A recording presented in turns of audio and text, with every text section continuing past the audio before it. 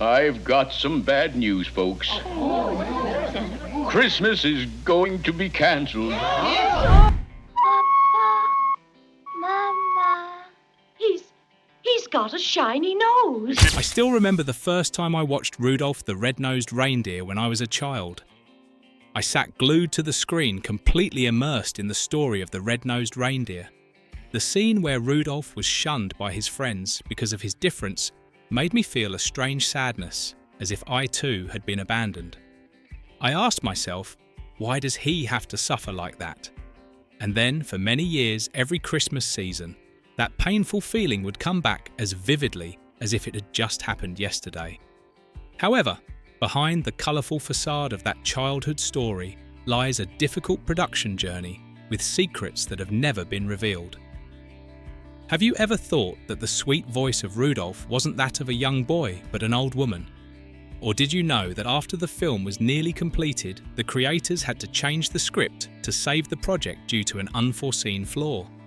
Let's explore the secrets of Rudolph the Red-Nosed Reindeer that have never been told. 20. The year error in the opening scene.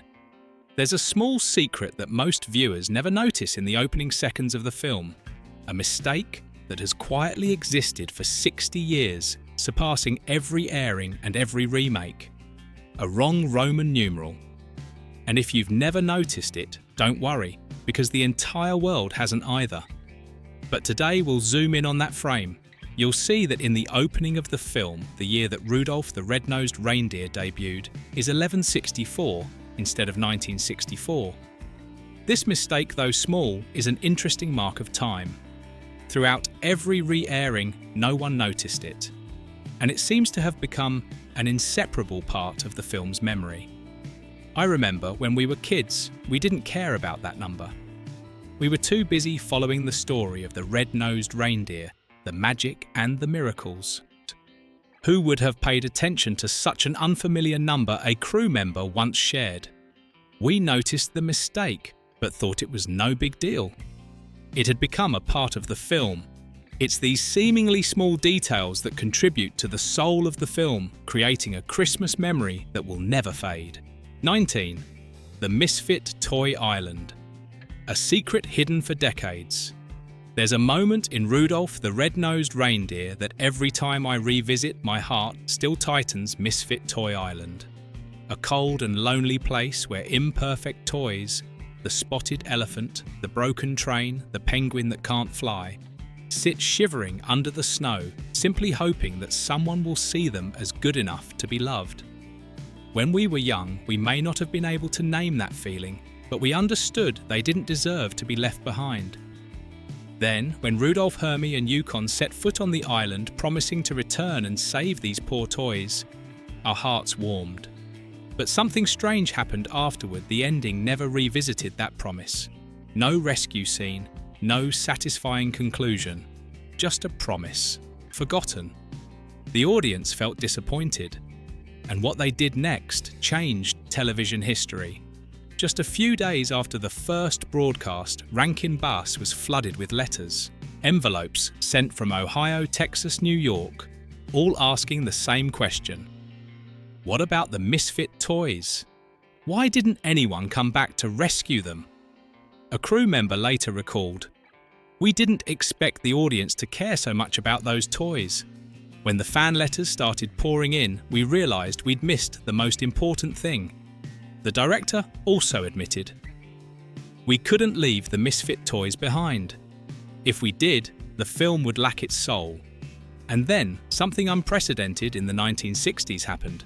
MGM and Rankin Bass decided to shoot a new scene. In just a few days, they reassembled the models, brought the puppets back to the set, and completed an entirely new ending for the 1965 broadcast Santa Returns, and rescues all the misfit toys. One crew member said, "It was just a few minutes of footage, but it made the story complete." And it was true. When Santa lifted each toy onto the sleigh, when the Christmas night lights twinkled on the faces that had been forgotten, everything suddenly became whole. We felt at peace, as if the promise had finally been kept. That's what made Rudolph a legend, not the magic of the red nose, but the belief that even the imperfect things deserve to be loved. 18. Rudolph's voice was that of a woman. Every time I hear the soft yet brave voice of Rudolph, I always imagine it to be that of a boy with an innocence and courage unmatched. However, Rudolph's voice was not that of a boy, but that of a woman. Billy May Richards, also known as Billy Richards, was the one who voiced this lovely character. Billy May Richards shared, "When I got this role, I never thought I would be voicing a reindeer, and I certainly didn't expect that this role would leave such a deep impression. I wanted Rudolph's voice to be soft, but strong, as if facing big challenges." She recalled the important scenes I tried to make Rudolph not only cute, but also give the audience a sense of closeness. I wanted everyone to feel the power of this reindeer, even though he was small and had a red nose. Billy May Richards' voice made Rudolph come to life like never before, and made all of us, whether children or adults, feel the quiet strength of a small but courageous character. 17. The Saviour. Puppets of Santa Claus and Rudolph left forgotten in the attic. Amid the colourful memories of the film, there is a small story that few know about the saviour puppets of Santa Claus and Rudolph. After the film aired, these puppets were left in the dark, quietly forgotten for many years. In 2007, a miraculous event happened. These puppets were discovered in the attic of a woman. We couldn't believe our eyes when we saw them. Santa had lost his eyebrows and moustache, and Rudolph didn't have his shiny red nose, Peter McGee, a crew member, recalled. These puppets, after many years of being forgotten in the dark, were restored with great dedication. The restoration cost $4,000, and a lot of effort was put into bringing them back to life. These puppets now are not only items related to the film, but also living symbols of childhood memories. And I know every time I and you see them, it feels like we are returning to those Christmas days filled with love, as if time never passed, and those memories stay forever. 16. The Reindeer. Suddenly disappearing in the final scene. Do you remember the final scene in Rudolph the Red-Nosed Reindeer? The scene where Santa's sleigh flies into the sky to deliver gifts to children everywhere. But strangely, the sleigh only had 6 reindeer instead of the usual 8. This lack made me feel a little disappointed. A strange feeling that I still can't explain. This scene always puzzled me when I was young. Why only 6 reindeer? Sarah Johnson, a fan, shared. When asked about this detail, Daniel Ford, one of the project leaders, explained, "We couldn't use all 8 reindeer because of some technical issues. But we thought this shortage would create a mysterious atmosphere for the scene. However, the absence of those 2 reindeer still made many viewers, especially me, and you feel something odd. Maybe Bumble ate 2 of Santa's reindeer," Tom Bishop, the technical director, joked.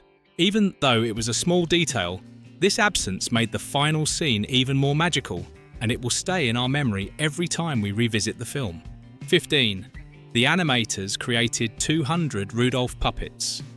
The image of Rudolph, the reindeer with the glowing red nose leading Santa's reindeer team, is still vividly imprinted in my mind.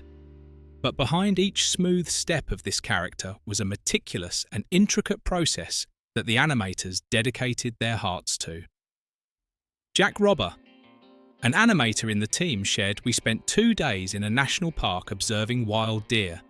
We wanted to understand how they move, how to make Rudolph's steps come to life. They didn't just observe the smallest details, like how the deer lowers their heads or jumps over obstacles, but also wanted to capture their natural beauty on screen. To create a lively world for Rudolph, more than 200 puppets were carefully crafted, each one with a unique style suited for each scene. We couldn't use the same puppet for all characters. Each deer had its own distinct traits, and we wanted to incorporate all those traits into our animation," one of the animators shared. It was this meticulousness that created a Rudolph full of life, not just a puppet, but a mystical image connected with the childhoods of many. 14. The flying effect. Without using CGI. At that time, every child who saw Santa and the reindeer flying through the snowy sky must have wondered how the characters could fly. Nowadays, CGI might be used to create that magical flying effect. But in 1964, when technology was not as developed as it is today, all they had was the creativity and skill of the animators. I still vividly remember those magical moments when Santa flew into the sky, the reindeer gliding through space, and I wondered how they could do this without modern technology. A member of the production team shared, "Since CGI hadn't been invented, we had to use strings to hang the puppets, then adjust them to make them look like they were flying." This was a manual technique full of creativity and patience to create a natural and smooth movement in each scene, even though sometimes the strings were still visible. And with each movement of Rudolph, it wasn't just a flying effect, but a miracle created by the creativity and patience of the artists. Without advanced technology, only sincerity and love for art. The animators created a miracle that even now I and my friends cannot forget. 13. The lengthy production process. 18 months to create one episode. You'll be surprised to know that the production process for one episode of Rudolph the Red-Nosed Reindeer took 18 months, an incredibly long period for a stop-motion animated film. I can't imagine that just to create one shot they had to work meticulously on every step the puppets took, even moving each finger. Every movement, even the smallest, was a masterpiece. Tom Williams, a member of the production team, once shared, "Every second of the film was handmade. Each puppet only moved a little bit after every shot." Another director, Helen Carter, said, "We shot at 2 frames per shot, and in 1 second we had to move the puppets at least 24 times. This created a very special motion effect. They worked tirelessly, surrounded by cameras and the meticulously handcrafted puppets. The film, even now, still lives on in our memories like an everlasting Christmas gift." 12. The sponsorship agreement was only for 2 airings. When Rudolph the Red-Nosed Reindeer first aired in 1964, no one could have imagined that it would become a symbol of Christmas for decades. Initially, the film was only sponsored for 2 airings with a contract from General Electric.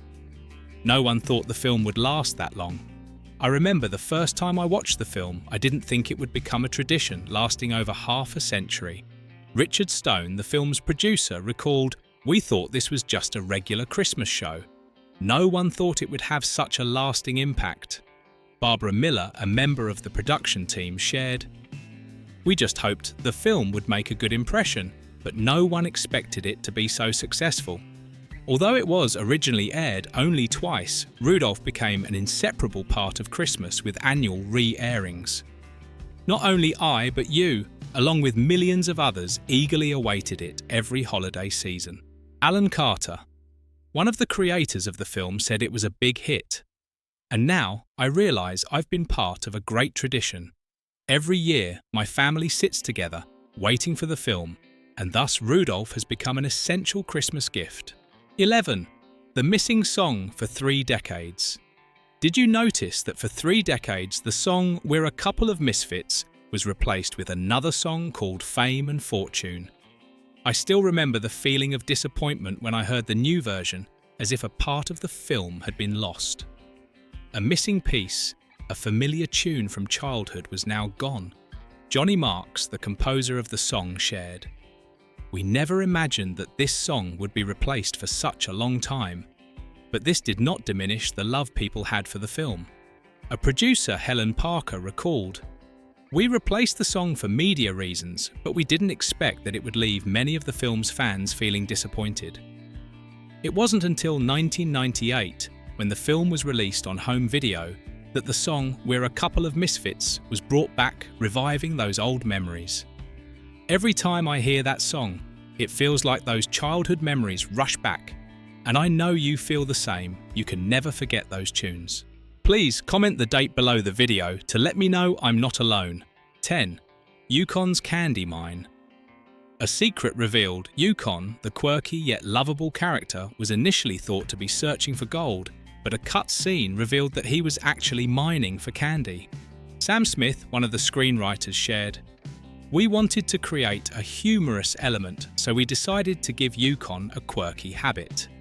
Initially, we thought he was looking for gold, but then a cutscene revealed something much more interesting. Rick Lawson, the technical director, further explained. We filmed that scene but couldn't use it due to time constraints. However, the idea of a candy mine intrigued us, and clearly it made Yukon even more special.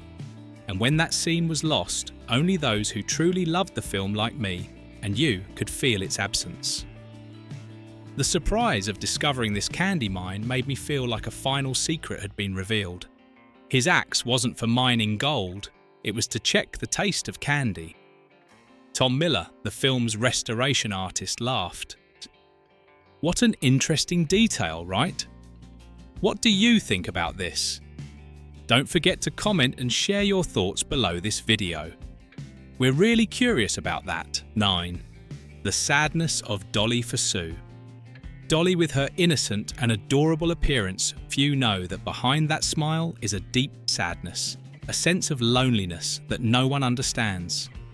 She was not just a toy left behind, but the image of items that would never be loved, having no place in the perfect world we build. A member of the production team shared, "We wanted Dolly to be a character with depth, not just a simple toy. She is a symbol of forgotten things abandoned in this world."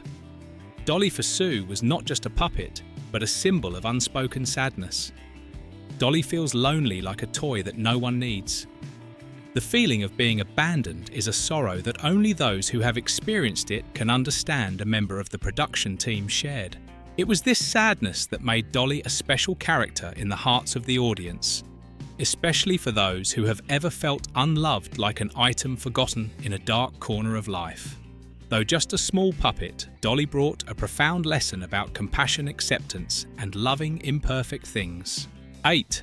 Burl Ives and the role of Sam the Snowman. One of the most memorable moments in Rudolph the Red-Nosed Reindeer is when we meet Sam the Snowman, the storyteller with a warm voice who guides us through each magical Christmas scene. However, few know that this character wasn't initially in the script. At first, the film had no narrator, but thanks to the unexpected appearance of Burl Ives, the role of Sam the Snowman came to life. Burl Ives, who voiced Sam, recalled, "When I was called in, the script was almost complete, but the story still lacked a connection, a voice that could warm the atmosphere of the film. Invited at the last minute, Ives brought a warm and charming voice to Sam, becoming an essential symbol of Christmas. I never thought a secondary role like Sam could have such a big impact," Burl Ives shared. "But I gave my whole heart to this role because I knew it would become an inseparable part of the audience's heart. Today, every time we hear the song, 'A Holly Jolly Christmas,' both you and I feel wrapped in a warm blanket, and Sam's voice, Burl Ives, has created an everlasting magic for Christmas." 7. Rudolph is an international product.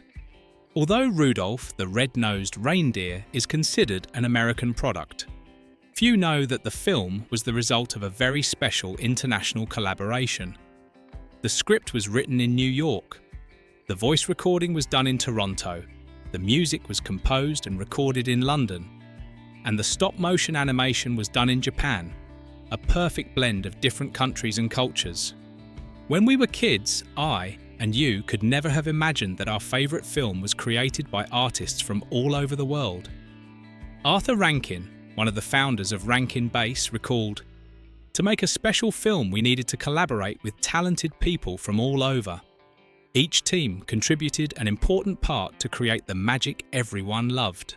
Jiro Maeda, the Japanese art director, shared, "Although we didn't know much about Christmas, we researched thoroughly to make each shot as lively and beautiful as possible. This collaboration created a film that millions of people around the world loved, a film that reached beyond cultural borders, bringing people together in the warmth of Christmas." 6. Hermey's name was misspelled for many years.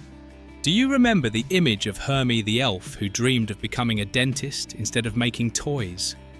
With his innocent eyes and unique personality, he became one of the beloved characters in Rudolph the Red-Nosed Reindeer.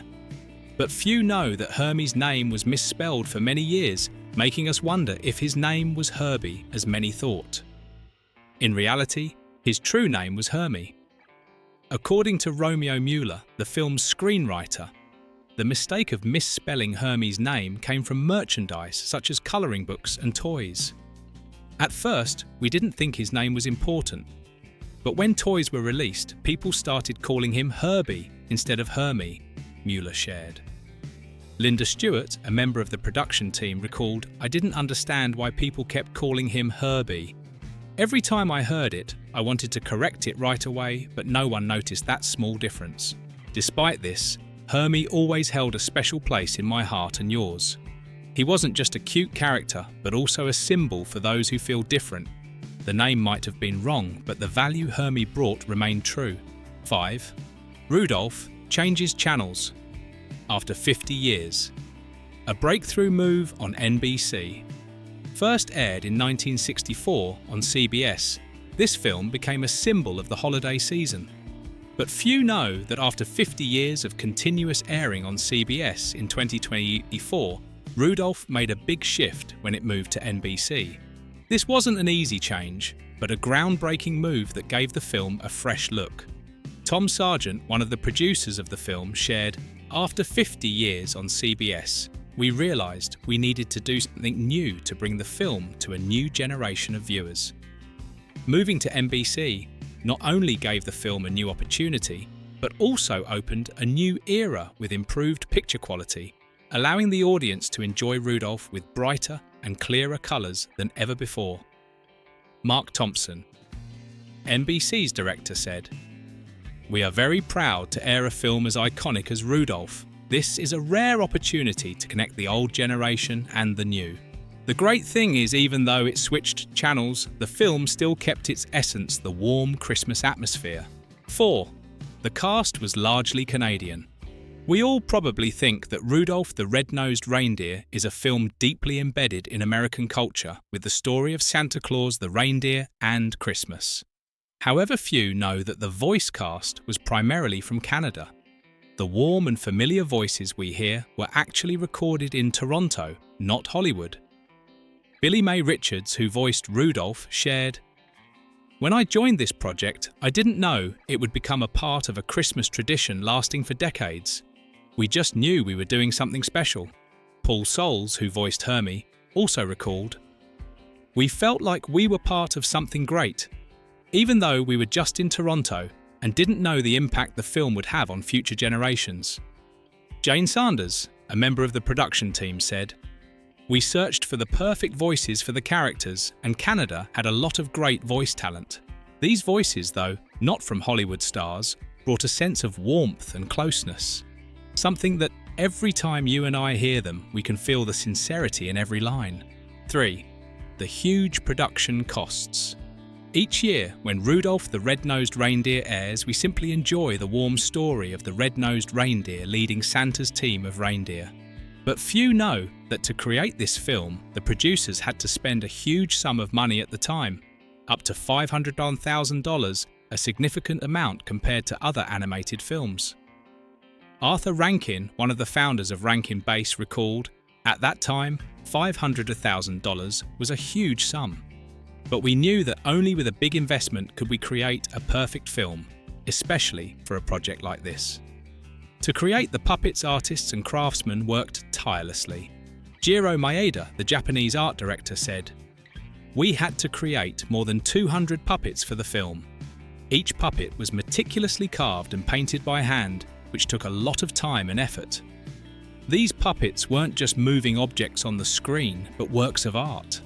This film became one of the most expensive and significant animated films in history." 2. Rudolph's nose actually glows. Every time Rudolph the Red-Nosed Reindeer begins, we always look at the reindeer's peculiar red nose, wondering how it glows so brightly. In the modern world, we might easily think it's a CGI effect, but the reality was quite different. To create this glowing effect, the animators used a creative manual method. A 12-volt light bulb was placed inside Rudolph's puppet nose. Peter McGee, the film's producer, shared, "We wanted Rudolph's nose to really glow. Since CGI didn't exist, we used a small light bulb to create the actual glow.